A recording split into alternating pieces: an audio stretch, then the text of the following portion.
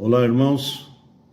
Estamos iniciando mais uma vez a nossa EBD e dessa vez estamos estudando a lição de número 9 da nossa revista Compromisso e estamos meditando no texto Deus galardoador, um dos atributos de Deus. E os textos bíblicos que vamos estudar é 1 Coríntios, capítulo 3, Hebreus 11, Apocalipse 7, 21 e 22. O nosso texto áureo é Apocalipse 21, versículo 7. O vencedor herdará tudo isso, e eu serei o seu Deus, e ele será o meu filho. Essa é a promessa de Deus, o galardão de Deus aos que permanecerem fiéis até o fim. O Deus que é o princípio e o fim, o alfa e o ômega, diz: está feito. E quem fará voltar atrás? O vencedor herdará tudo isso. E o que é tudo isso? Os versículos 4 a 7 de Apocalipse, no capítulo 21, diz essas coisas. Ele enxugará dos seus olhos toda lágrima. Não haverá mais morte, nem tristeza, nem choro, nem dor, pois a antiga ordem já passou. Aquele que estava assentado no trono disse: estou fazendo novas todas as coisas. E acrescentou: escreva isso, pois estas palavras são verdadeiras e dignas de confiança. Disse-me ainda: está feito. Eu sou o alfa e o ômega, o princípio e o fim. A quem tiver sede, darei de beber gratuitamente da fonte da água da vida. O vencedor herdará tudo isso, e eu serei seu Deus, e ele será meu filho. Amados irmãos, Deus nos promete galardoar-nos, mas para isso temos longo caminho a percorrer, que é o caminho da santidade, da santificação. Como diz a palavra, sem santificação, ninguém verá a Deus. Paulo tinha um grande problema com a igreja de Corinto. Os cristãos dessa igreja se portavam de maneira imatura, não se importando com o desenvolvimento e o crescimento espiritual, tanto que o apóstolo Paulo os comparava a uma criança por conta de seu baixo nível de conhecimento da palavra de Deus. E essa falta de conhecimento os mantinham presos à velha natureza, cujos sentimentos de inveja, carnalidade, divisão, partidarismo e suas atitudes e sentimentos eram peculiares aos pagãos. Então, o galardoador faz toda a diferença na vida de um cristão.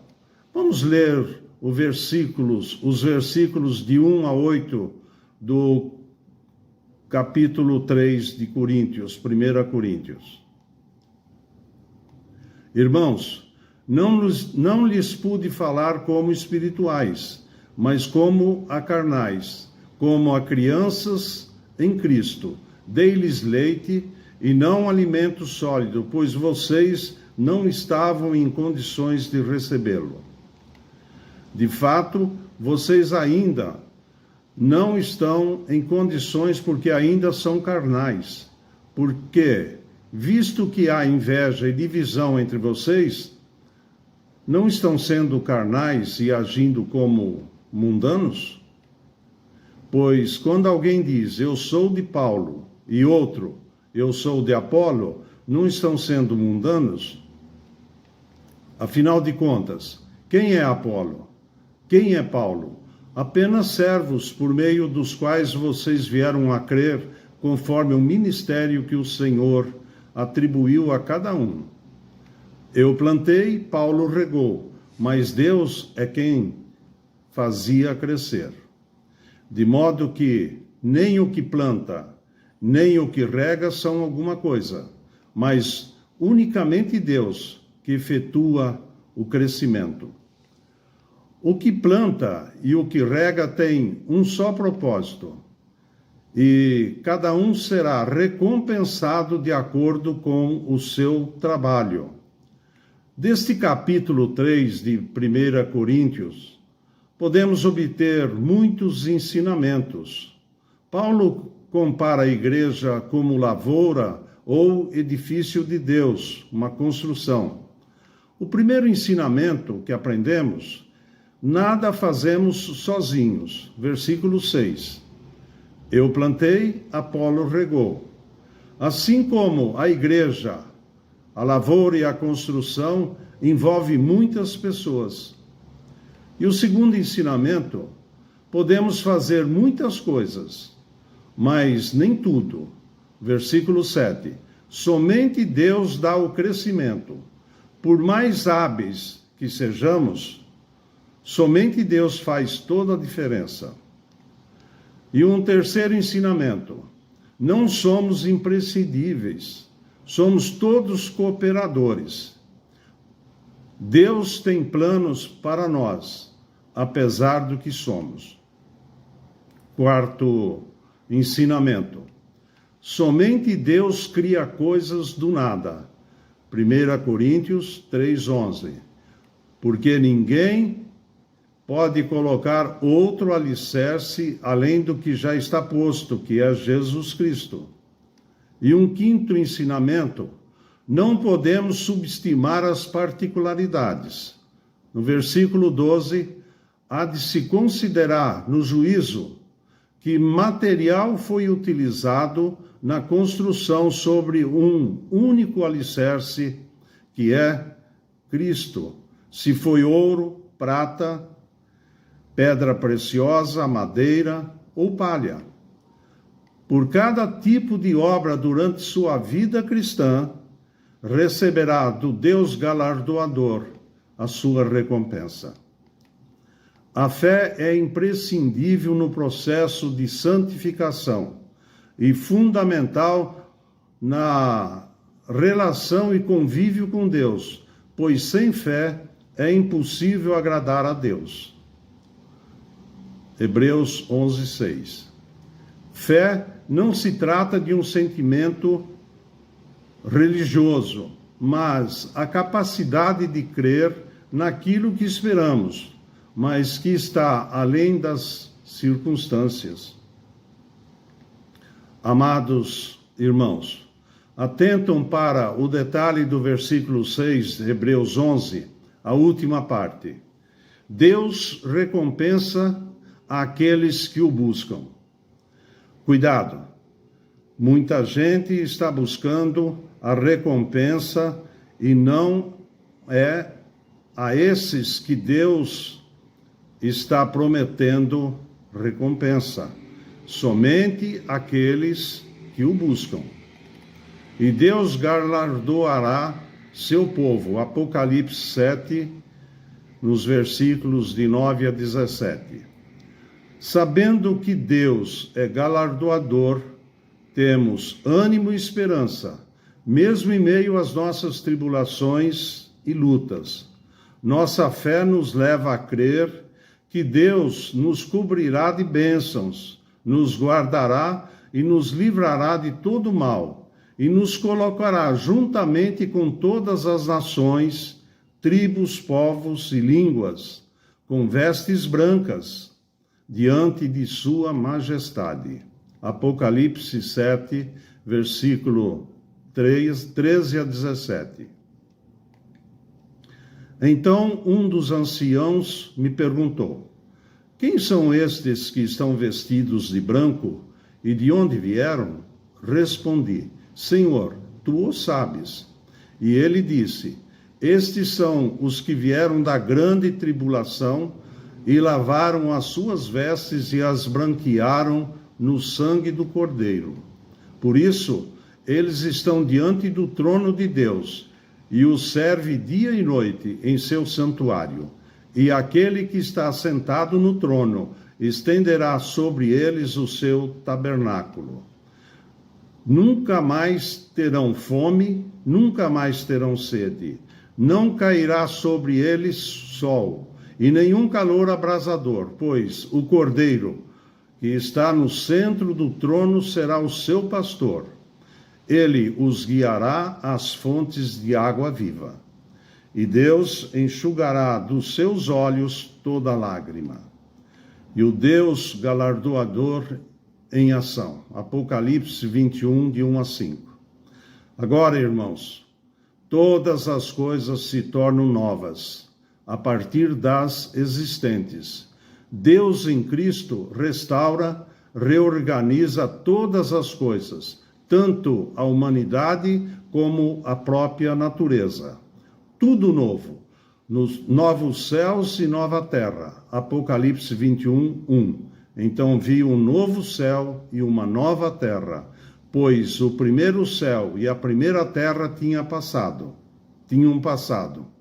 e o mar já não existia. E uma nova Jerusalém, Apocalipse 21, 2. Vi a cidade santa, a nova Jerusalém, que descia do céu, da parte de Deus, preparada como uma noiva adornada para o seu marido. Esta é a cidade onde vamos morar. Não é feita por mãos de homens, mas por Deus, conforme João 14, de 1 a 3. Na casa de meu pai há muitas moradas, e onde eu estou, quero que estejas também. E uma nova relação de Deus com os homens. Apocalipse 21, 3.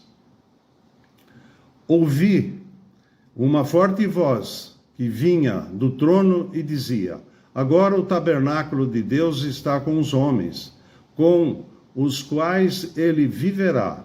Eles serão os seus povos, o próprio Deus estará com eles e será o seu Deus. Deus estabelece seu tabernáculo definitivamente com os homens. Deus morará com os homens. Hoje, nossa condição humana não permite ver Deus, mas naquele dia o veremos face a face. E então podemos dizer: ó, quão grande é esse galardão! E novas serão todas as coisas. Apocalipse 21, 5.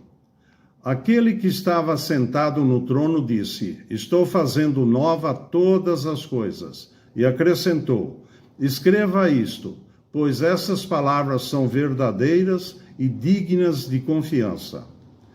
Deus tem o poder para destruir tudo e fazer tudo através do nada. Porém, ele decidiu que todas as coisas fossem regeneradas e transformadas conforme o seu querer. Porque dele, por ele e para ele são todas as coisas. Simples, né, irmão? Glória a Deus por isso. Assim, Deus, na sua soberania, decidiu galardoar. Apocalipse 22, de 3 a 6 e 12 a 14. O Senhor está no seu trono e um novo governo se instalará no universo entre os homens, onde haverá paz eterna e todo salvo verá a Deus face a face, como professa a palavra de Deus em Mateus 5:8. Bem-aventurados os puros de coração, pois verão a Deus. E isso em breve acontecerá, pois Jesus está voltando e trará consigo a recompensa que dará a cada um, segundo as suas obras. E finalizando, meus caros, quero deixar para os irmãos um recado de Jesus. Apocalipse 21, versículo 12 a 14. Eis que venho em breve, a minha recompensa está comigo, e eu retribuirei a cada um de acordo com o que fez. Eu sou o Alfa e o Ômega, o primeiro e o último, o princípio e o fim. Felizes os que lavam as suas vestes, para que tenham direito à árvore da vida e possam entrar na cidade pelas portas. Aquele que tem ouvidos, ouça o que o Espírito diz às igrejas. Eu agradeço aos irmãos e peço que Deus os abençoe poderosamente a cada um, e que esta palavra, esses ensinos possam tocar o coração de cada um e que nós possamos nos estar sempre voltados a Deus, porque dele virá o nosso galardão. Busquemos a Deus ao nosso favor, porque dele tudo dependemos. Que Deus abençoe a todos e até a próxima, se assim Deus permitir. Até lá.